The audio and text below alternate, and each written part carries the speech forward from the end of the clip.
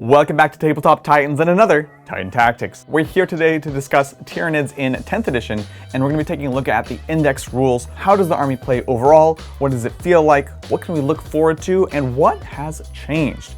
A big shout out to the folks over at Art of War who we've collaborated with on this video and gleaned some of their insight. If you're not familiar, Art of War is a YouTube channel that has some of the best players in the entire world. So today we're going to be discussing the overall concept of the Tyranids and giving a sense of how they work. But if you're interested in learning more, definitely check them out over on YouTube. They offer amazing videos and classes where you can really perfect the craft of playing Warhammer. With that, let's dive on in and take a look at the Tyranids. So let's start off by talking about some of the defining features of Tyranids in 10th edition. First and foremost, this is a control army. This is an aggressive mid-board army that's going to be sitting on objectives and really playing that part of the game. They're all about control. They're going to be controlling where your opponent moves, where they control objectives, where they don't, and really dictating the pace of the game. So if that sounds interesting to you, then Tyranids are the one for you. They're going to be doing this through a number of different ways, including movement, battle shock, and blocking. They also have a surprising new amount of independence within the book, and this comes with pros and cons. There's not as many combos as you might expect. A lot of the synaptic abilities are now gone, and so units will still function well with each other, but are less reliant on stacking multiple combos on one unit.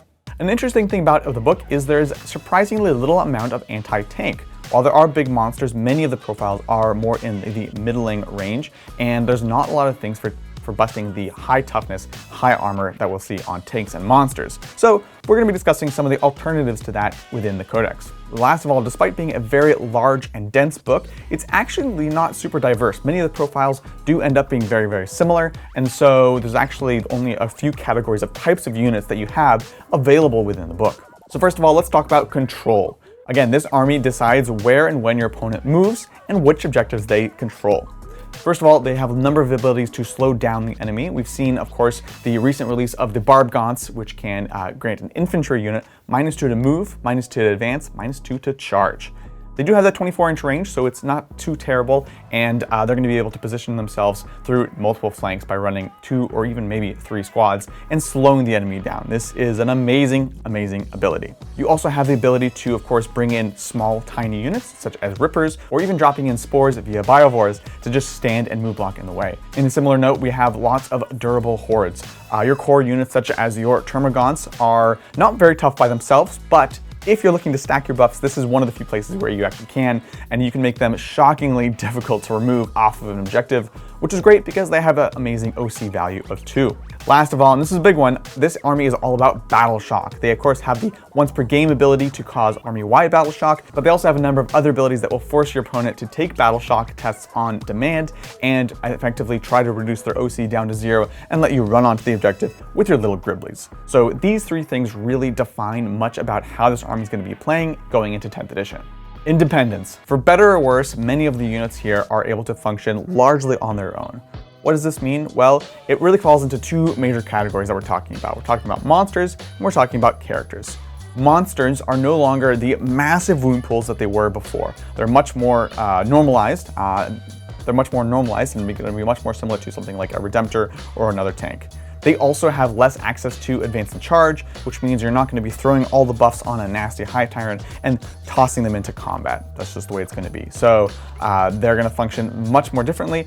They're not going to relieve it as many buffs. Characters, in a similar vein, don't have a ton of extra buffs that they grant by joining units. Instead, they are going to hit quite hard. They're going to grant a couple CP refunds and things like that. But largely, the way that the characters function is going to inform this idea that Tyranids is going to play more like a normal army. And that might be a good thing or bad thing for you, depending on how you're approaching this, but it is something we're going to have to acknowledge and learn to adapt in the new book.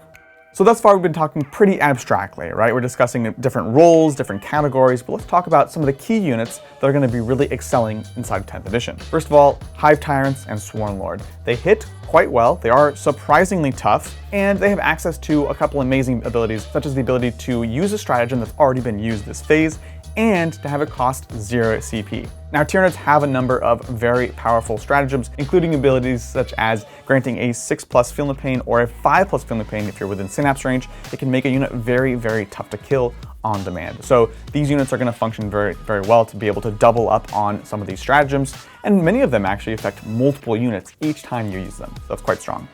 The Tyrant Guard, of course, are going to support these units, granting extra wounds and a number of extra attacks in melee. It's going to be an interesting combo that we haven't really seen for several editions. So break out your Tyrant Guard models. The Von Ryan's Leapers are surprisingly good, given the fact that they are kind of a strange unit, but they are quite fast, they're flexible, they're infiltrators, and they have an excellent melee profile. In addition to being able to heroically intervene for 0 CP, it makes them very flexible in their role, whether or not they're going to be standing in the midfield ready to score certain cards, or they're going to function as a deep-ranging aggressor, or even a backfield defender, watching out for enemy charges. So Von Ryan's Leaper is surprisingly good in the new edition. We talked earlier about the fact that there is not enough anti-tank in this book. There's only a few units that can really throw firepower downwind with enough strength and enough damage to effectively take down some of the big tanks we're going to be seeing. Zoanthropes are one of those units that now fulfills that role. They don't toss out mortal wounds anymore, but rather they function very much like las cannons. Now, las cannons on a body that does have a 4+ invulnerable save still, so quite durable. I'm excited to see this new role of Zoanthropes, and I can't wait to get them on the table. Barb Gaunts are another new addition and are quite excellent. They can, of course, slow a unit, as we mentioned, and I think we're going to be seeing lots of them. Again, maybe 2 or even 3 squads in many Tyranid lists.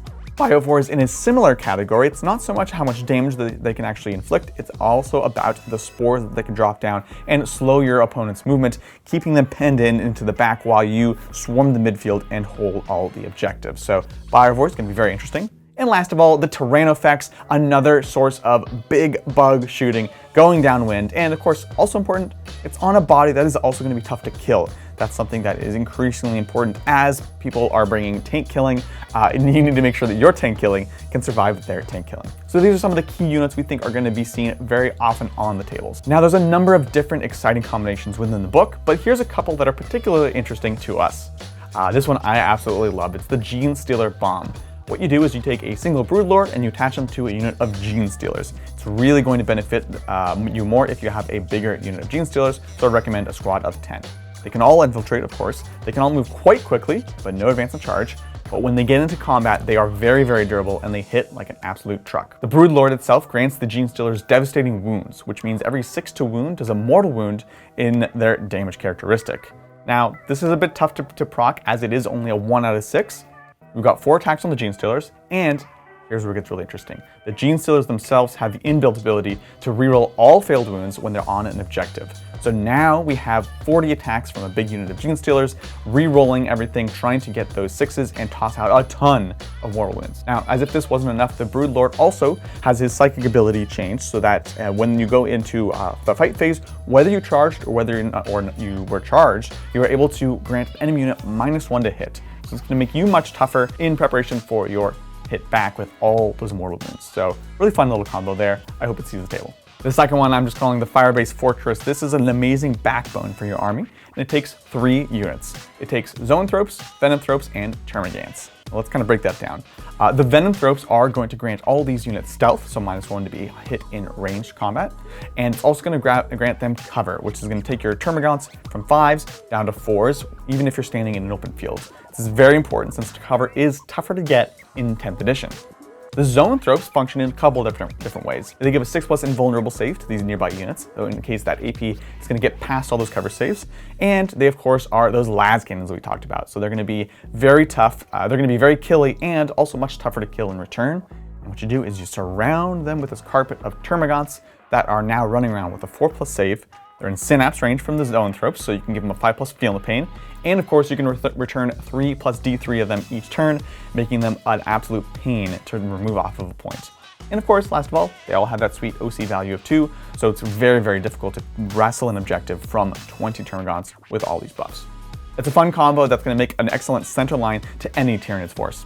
So there's lots of things to try out in 10th edition when it comes to Tyranids. Let us know in the comments below what combo or unit you are most excited about, and let us know what other armies you want to hear about in these Titan tactics. I want to give a big shout out again to Art of War for collaborating with us on this information. We are super excited to be working with them and looking forward to what everyone discovers in 10th edition. Thank you all so much for joining me. I'll catch you next time on the tabletop. Bye!